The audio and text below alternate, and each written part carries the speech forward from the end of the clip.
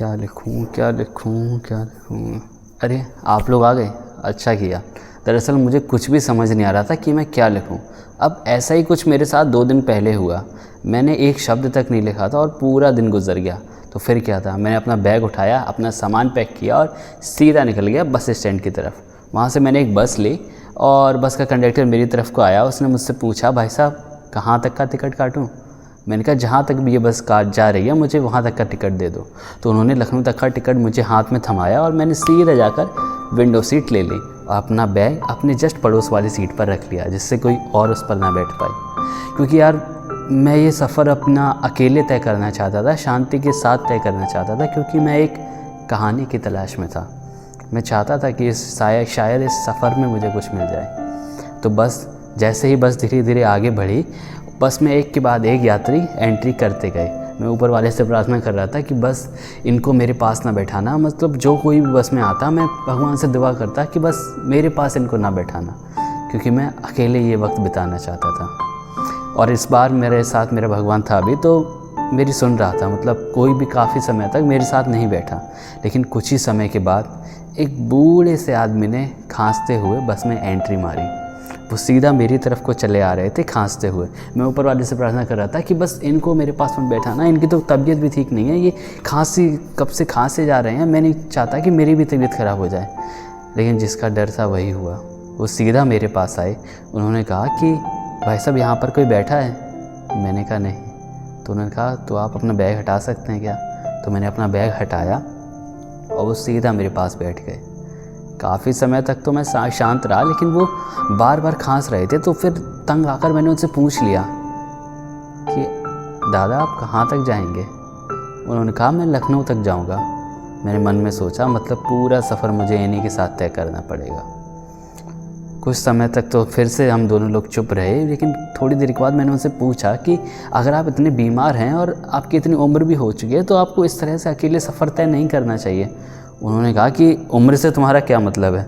मैं अभी भी तुम्हें रेस में हरा सकता हूँ, और अभी मैं लखनऊ वहाँ काम के सिलसिले में जा रहा हूँ, मुझे वहाँ से एक गाड़ी वापस लेकर यहाँ पर आनी है। मैंने कहा अच्छा। फिर उन्होंने कहा कि तुम्हें क्या हुआ है? तुम देख रहा हूँ तुम्हें मैं काफ़ी देर से तुम मुंह लटकाए बैठे हो, काफ़ी उदास से लग रहे हो। अगर कोई बात है, कोई परेशानी है तो मुझे बताओ, शायद मैं उसका हल तुम्हें निकाल के दे पाऊँ। मैंने कहा रहने दीजिए, आपसे नहीं होगा और ये आपके मतलब की बात नहीं है। उन्होंने कहा कि तो मुझे बताओ तो हो सकता है मैं मदद कर पाऊँ। मैंने तंग आकर उन्हें बताया दरअसल मैं एक कहानी के सिलसिले में यहाँ पर आया हूँ और मुझे आपको देख के नहीं लगता कि आपके पास ऐसी कोई दिलचस्प कहानी होगी। उन्होंने कहा कि मेरे पास एक कहानी है, शायद वो तुम्हारे काम आ पाए। तो ये आज से तकरीबन 15 साल पहले की बात है। जब मैं फ़ौज से रिटायर हुआ, मैंने गाड़ी चलाने का काम शुरू किया। अब वही एक इकलौता काम था जो कि मुझे आता था, तो मैंने अपना गाड़ी चलाने का काम शुरू किया। तो उन दिनों एक बारात लेकर हमें कम से कम 300 किलोमीटर दूर एक गांव में जाना था एक बारात के साथ। तो मेरे साथ कम से कम 5-6 गाड़ियाँ होंगी। तो हम सब लोगों ने वो सफ़र शुरू किया और देखते ही देखते हम 300 किलोमीटर का दूरी तय करके उस गाँव में पहुँचे। अब गांव को देखकर ऐसा लग रहा था जैसे कि मानो पूरे गांव की शादी हो, एकदम से दुल्हन की तरह सजा हुआ था। तो हम सभी ने साइड में अपनी गाड़ियों को पार्क किया। अब बाकी सब तो कार्यक्रम में सम्मिलित होने के लिए चले गए। अब सारे ड्राइवर लोग ना बहुत ज़्यादा थक गए थे, तो सब लोग अपनी गाड़ी के अंदर बैठकर आराम से सो गए। अब मुझे बंद सी जगह में नींद नहीं आती है, तो मैं हमेशा अपनी गाड़ी में एक मैट्रिक्स रखती हूँ। तो मैंने अपना मैट्रिक्स निकाला, कार के ऊपर बिछाया और आराम से तारों को देखते देखते सो गया।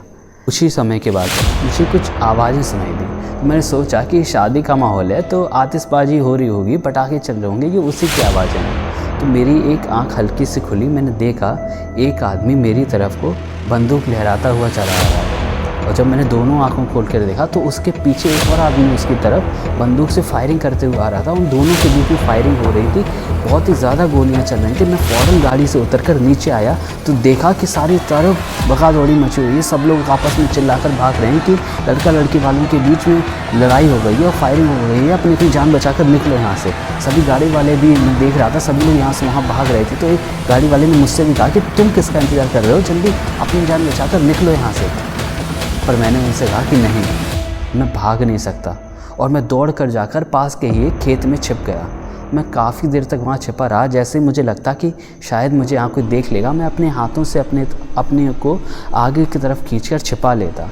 लेकिन कुछ ही समय के बाद मेरे जहन में एक ख्याल आया कि गाड़ी की चाबी तो मेरे ही पास है, तो मैं गाड़ी में जाकर छिपकर बैठ भी तो सकता हूँ। तो मैं फ़ौरन कैसे भी छिपते छिपाते वहाँ से भागा, गाड़ी के पास पहुँचा, गाड़ी का गेट खोला और वहाँ छुपकर बैठ गया। लेकिन कुछ ही समय बाद मेरे जहन में एक और सवाल आया कि गाड़ी की दीवारें गोली को नहीं रोक पाएंगी। तो मैंने गाड़ी खोली और बाहर निकला और गाड़ी के नीचे आराम से जाकर छुपकर लेट गया। काफ़ी समय तक मैं वहाँ छिपा रहा। लेकिन कुछ ही समय के बाद मेरे कानों में लोगों की आवाज़ पड़ी कि ये गाड़ी किसकी है, इस गाड़ी वाले को ढूंढो, ये यहीं कहीं होगा, ये ज़्यादा दूर नहीं गया होगा। तो सब लोग मुझे ढूंढने लगे और कुछ ही समय के बाद उस भड़की हुई भीड़ ने मुझे ढूंढ लिया। मुझे खींचकर उन्होंने गाड़ी के नीचे से निकाला और जैसे ही मैंने उस भीड़ को देखा, वो भीड़ बहुत ही ज़्यादा भड़की हुई, बहुत ही ज़्यादा गुस्से में लग रही थी। मैंने अपने ज़रों को आसपास फेंका तो देखा कि मेरे साथ के लोगों को बहुत बुरी तरह से पीटा गया है। उस भीड़ को मैं कुछ समझाता, लेकिन वो बहुत ही ज़्यादा गुस्से में थे और शांत हुए लोगों को तब भी समझाया जाता है, लेकिन गुस्से में लोग सोचने समझने की समझ खो बैठते हैं। तो भीड़ ने मुझे कस के पकड़ लिया। उनमें से ही किसी एक आदमी ने ज़ोर से डंडा घुमाया मेरी तरफ मुझे मारने के लिए। तभी पीछे से एक आवाज़ आई, रोको, उसे छोड़ दो।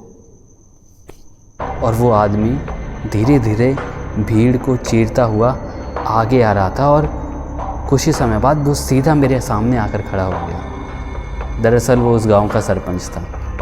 तो उसने उस भीड़ से पूछा कि तुम लोग इसे क्यों मार रहे हो, कि इसे भी तो भागने का मौका मिला होगा, ये भागा क्यों नहीं, इससे एक बार पूछो तो ये भागा क्यों नहीं। तो सरपंच ने मुझसे पूछा कि क्या हुआ, तुम्हें भी भागने का पूरा मौका मिला होगा, लेकिन तुम भागे क्यों नहीं।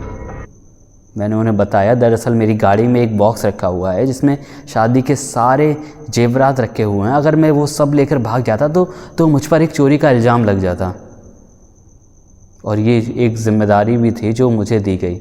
और फ़ौज में मुझे यही तो सिखाया गया है कि अपनी ज़िम्मेदारी से मत भागना, चाहे कुछ भी हो जाए। बस इसलिए मैं नहीं भागा। ये सुनकर फ़ौरन ही उस भीड़ ने मुझे छोड़ दिया और देखते ही देखते सारी भीड़ एकदम शांत हो गई। फिर सरपंच जी उन सब भीड़ से बोले कि किसी भी निर्णय को लेने से पहले अच्छी तरह से जांच पड़ताल कर लो, क्योंकि कभी कभी जो दिखता है वो सच नहीं होता और जो सच होता है वो दिखता नहीं है।